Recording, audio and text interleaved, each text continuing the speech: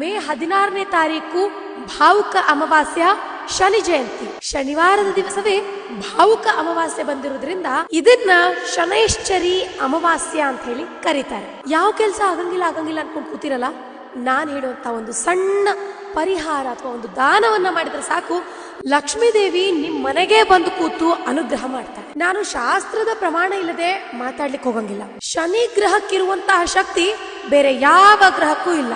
ಪ್ರತಿಯೊಂದು ಗ್ರಹಕ್ಕೂ ಕೂಡ 3 ದೇವತೆಗಳಿರ್ತದೆ. ಶನಿ ಗ್ರಹಕ್ಕೂ ಕೂಡ 3 ದೇವತೆಗಳಿದ್ದಾರೆ. ಮುಖ್ಯ ದೇವತೆ ಶನಿ, ಅಧಿದೇವತೆ ಸಂಪತ್ತನ್ನ ಕೊಡುವಂತಹ ಪ್ರಜಾಪತಿ, ಪ್ರತ್ಯಧಿ ದೇವತೆ ಶಿಕ್ಷೆಯನ್ನ ಕೊಡುವಂತಹ ಯಮ. ಶನಿ ದೇವರನ್ನ ಒಲಿಸ್ಕೊಂಡ್ರಿ ಅಂತಂದ್ರೆ ಪ್ರಜಾಪತಿಯಿಂದ ಸಂಪತ್ತು ಬರ್ತದೆ. ಇನ್ನು ದಾನವನ್ನ ಎಲ್ಲಿ ಕೊಡಬೇಕು, ಎಷ್ಟು ಕೊಡಬೇಕು, ಹೆಂಗ ಕೊಡಬೇಕು, ಯಾವುದನ್ನ ಕೊಡಬೇಕು ಅನ್ನೋದನ್ನ ಹೇಳ್ತೇನೆ.